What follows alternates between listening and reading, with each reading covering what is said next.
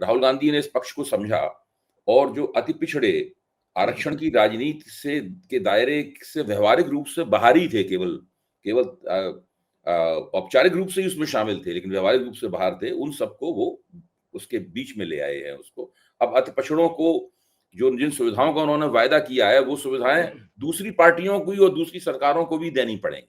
आरक्षण और संरक्षण दोनों। जी हाँ, ये असंभव है कि वो उनको नजरअंदाज कर सके। ये तो पहली बात है। दूसरी, मैं ये कहूंगा कि राहुल गांधी ने राजनीति के अपनी कांग्रेस की राजनीति के व्यवहारिक पक्ष को भी यहां बहुत अच्छी तरीके से समझाया। वो क्या है? वो दरअसल ये है कि वो देख रहे थे कि भाई समाज के हर तबके को किसी ना किसी पार्टी ने गोलबंद कर रखा है। ऊंची जातियों को बीजेपी ने गोलबंद कर रखा है, यादवों को और मुसलमानों को बड़े पैमाने पर अखिलेश यादव की पार्टी ने और तेजस्वी यादव की पार्टी ने गोलबंद कर रखा है।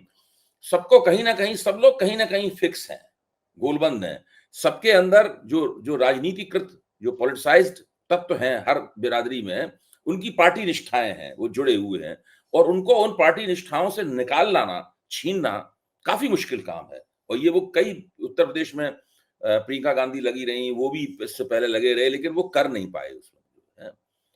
तो राहुल गांधी ने देखा कि केवल अति पिछड़ा हिस्सा ही है जिसकी पार्टी निष्ठाएं अभी अंतिम रूप नहीं ले पाई जी।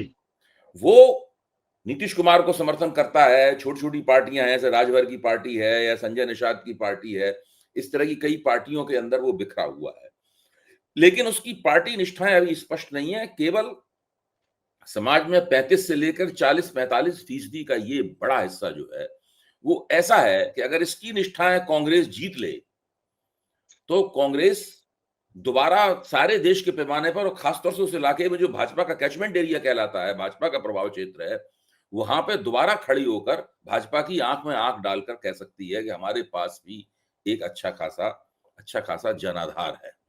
और इन छोटी छोटी बिरादरियों को तभी अपनी तरफ लाया जा सकता है जबकि आप उनके लिए एक विस्तृत और गहन घोषणा पत्र तैयार करें। और राहुल गांधी ने जो खेतिहर बिरादरियों में सबसे ज्यादा ताकतवर हैं, यादव, उत्तर प्रदेश और बिहार में, उनके नेताओं को भी अपने साथ जोड़ लिया है इस सवाल में। पहले से जुड़े हुए थे वो, लेकिन इस सवाल पे उनमें एक संकोच रहता था कि भाई अब यादव लोग को आरक्षण की पूरी मलाई मिल रही है तो हम उसमें बंटवारा क्यों करें, इससे हिस्सेदारी किसी क्यों करने दें। लेकिन इस बार हुआ यह है कि वो भी इनके साथ खड़े हो गए, क्योंकि अखिलेश और तेजस्वी ऐसे लोगों को भी लग रहा होगा कि भाई भारतीय जनता पार्टी को अगर हराना है और खुद सत्ता प्राप्त करनी है तो कम से कम जिस पिछड़े समाज का हम नेता होने का दावा करते हैं उसकी 35 से 45% के बीच की जो आबादी है, हम उसके नेता तो बन जाए पहले। तो कांग्रेस ने उनके लिए भी रास्ता साफ किया है कि आप भाई इनके नेता बन के दिखाइए, और साथ में इसमें कांग्रेस को भी लाभ होगा। तो ये सैद्धांतिक दृष्टि से, व्यवहारिक दृष्टि से, अल्पकालीन दृष्टि से, दूरगामी दृष्टि से, इन सभी दृष्टियों से एक बहुत बेहतरीन किस्म की, और इसको मैं अंग्रेजी का शब्द इस्तेमाल करता हूं, गेम चेंजर राजनीति है। और ताज्जुब है कि मीडिया के लोग इसको देखने, सुनने, समझने के लिए तैयार ही नहीं है। और पहली बार देश में एक राष्ट्रीय पार्टी ने आगे बढ़कर कहा है कि हम पिछड़ों की पार्टी है। राष्ट्रीय पार्टियां ये बात नहीं कहती, क्षेत्रीय स्तर पर ही सब बातें चलती थी, लेकिन देश की सबसे पुरानी राष्ट्रीय पार्टी ने, इसकी कई राज्यों में सरकारें बनती हैं, जो केंद्र में सत्ता की दावेदार है, उसने खड़े होकर ये कहा है। तो ये जो, इसीलिए बार बार ताज्जुब हुआ कि मीडिया इसके महत्व को समझने में, खासतौर से प्रिंट मीडिया, गोदी मीडिया को तो छोड़ दीजिए, वो तो वहां से फोन आता है जोशी जी का, उसके हिसाब से अपनी लाइन लेते हैं, तो उसने इसको कैसे नजरअंदाज कर दिया। देखिए भाई जी, नजरअंदाज किया, जानबूझ के किया या अज्ञानता कारण किया तो कहना मुश्किल है, लेकिन एक बात जरूर है कि मीडिया का भी विचार पक्ष बहुत कमजोर हो गया है पिछले कुछ वर्षों में। आप याद कीजिए, जब हम लोग अखबारों में काम करते थे, आप भी थे, हम भी थे, तो न्यूज रूम में वैचारिक बहसें होती थी। न्यूज रूम में इन सारे मुद्दों पर चर्चा होती थी, पक्ष विपक्ष। उदाहरण के लिए मंडल का मुद्दा जब आया तो याद करिए हम लोगों के न्यूज रूम कितने जीवंत होते थे। उनमें कुछ लोग आपस में मंडल के झगड़े हो जाते थे इस सवाल पर। झगड़े हो जाते थे, वैचारिक झगड़े होते थे, हाँ, व्यक्तिगत बिल्कुल। झगड़े नहीं होते थे, लेकिन वैचारिक झगड़े होते थे। मंदिर के मुद्दे पर, मंडल के मुद्दे पर कुछ लोग एकदम पक्ष में तर्क देते थे, कुछ विपक्ष में तर्क देते थे, और इस तरह के लेख भी छपते थे। मुझे याद है अच्छी तरह नवभारत टाइम्स में तो माथुर साहब और एसपी सिंह तो बहुत इसको प्रोत्साहित करते थे। और सूर्यकांत वाली जी जो पूरी तरह से दक्षिणपंथी विचारधारा के थे, वो एडिट पेज के इंचार्ज थे, लेकिन वो खुद कहते थे, लेख लिखते थे और कहते थे इसके जवाब में लिखो। तो वो एक विमर्श का जो माहौल था, वो माहौल बिल्कुल पिछले 15-20 सालों में खत्म हो चुका न्यूज रूम से। अब न्यूज रूमों की हालत बिल्कुल किसी सरकारी दफ्तर या बैंक या नगर पालिका दफ्तर जैसी हो गई कि आप आइए, अपने क्यूबिकल में घुस जाइए, उसके बाद अपना काम करिए और शाम को 6 बजे जब ड्यूटी खत्म हो तो घर चले जाइए। आपस में संवाद, बातचीत सब खत्म हो गए। तो वैचारिक जो उसका पक्ष था मीडिया का, वो उसमें टीवी मीडिया, प्रिंट मीडिया सब शामिल है। अब डिजिटल को ले लीजिए, अब उस पर बात ही नहीं होती आपस में।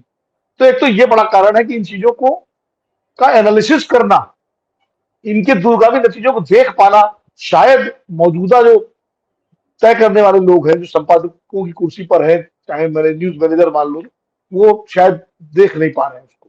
एक तो ये कारण भी है। दूसरा, चूंकि कांग्रेस पार्टी सत्ता में नहीं है, 3 माह कुल जमा 3 राज्यों में उसकी सरकार है अपनी, एक राज्य में झारखंड में गठबंधन की सरकार है, जम्मू कश्मीर में समर्थन है उसका, बाकी राष्ट्रीय स्तर पर भी उसके 99 सांसद हैं। पिछले 3 चुनावों से 2014 से लेकर के 2024 तक उस सत्ता के करीब नहीं पहुंच पाई है। तो उस लिहाज से भी, और जो मौजूदा सत्ता है उसका एक दबाव प्रभाव सब है हर तरह का। तो वो भी एक कारण है कि भाई कांग्रेस कुछ कर दे तो देखेंगे, जब कुछ होगा तो देखा जाएगा। अभी तो खबर छाप दो औपचारिकता के तौर पर, ताकि ये न लगे कि हमारा आपसे छापा नहीं।